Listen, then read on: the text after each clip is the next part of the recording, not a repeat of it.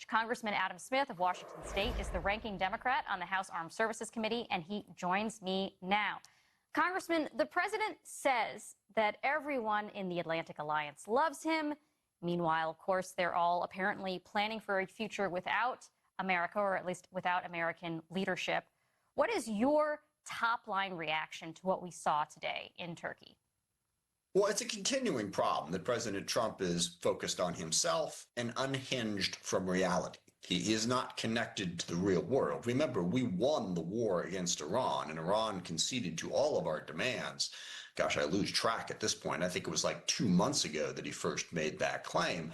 So while Donald Trump is rambling on about the world that exists in his mind, the world that the rest of us, the real world, are dealing with is in deep trouble because of the spectacularly bad decisions that he has made, like starting the war with Iran, like damaging the NATO alliance by threatening Greenland and other countries, which gave aid and comfort to Vladimir Putin at a time when we really need to be behind Ukraine. So the biggest reaction is we have a president of the United States who is not connected to reality, just rambling in a variety of different directions, while we have very serious problems that we need to address and that are getting worse on his watch.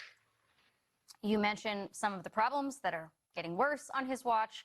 Trump spent his afternoon posting videos of explosions in Iran, calling it retribution and threatening more. He told us this war was over almost a month ago, I think, at this point, and the peace deal was basically done. So what are you hearing from the military, the White House, about when these new strikes will end or what they are intended to achieve? Well, first of all, the military is doing what Donald Trump tells them to do. So, they don't tell me what a specific end date is. They basically say, here are the targets. We're hitting the targets. We're taking them out. We are succeeding in that. But that's been the fundamental flaw in this war from the very start. Trump believed that if he dropped enough bombs, it would break Iran and Iran would concede to our demands.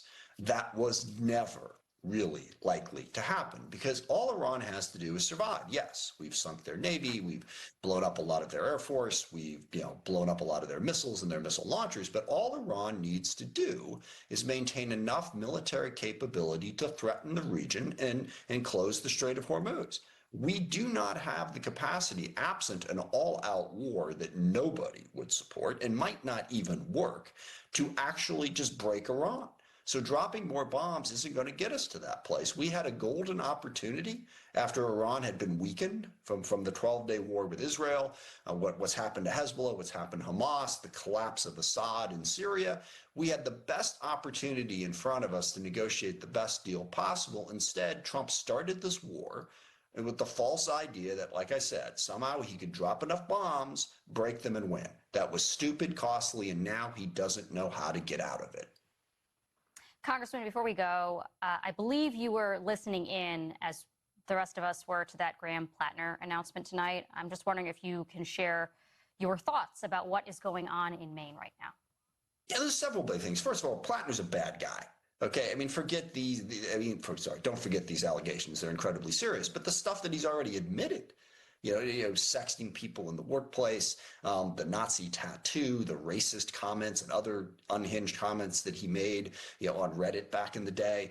He's not a good person, and he is using the anti-establishment feeling to basically be a demagogue. That's what he tried to do. And I think the danger here, and I really like Nora Tandon's comment that he goes out trashing Democrats.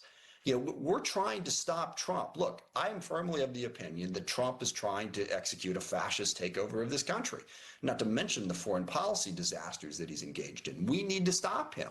But people like Plattner are grabbing on to the anti-establishment feeling and spending as much time trashing Democrats. And don't get me wrong, the Democratic establishment needs to get a lot better. We have not done as good a job in campaigns as we should have done. We have not done enough to basically deal with income inequality in this country. That's fine. But don't sign up for any demagogue who comes along, and don't use it as an excuse to trash the group of us who are trying to stop Trump. Make us better.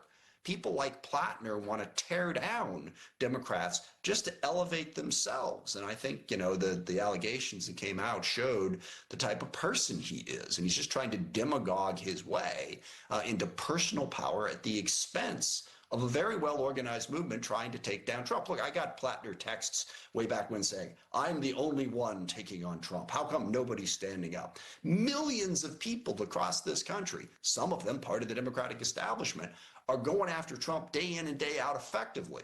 We can't turn on each other. We have to build a strong movement to stop what Donald Trump is doing. Plattner took us to a dangerous place. I'm glad he's gone. And I hope we get a better candidate because Maine is a Senate seat we need to win.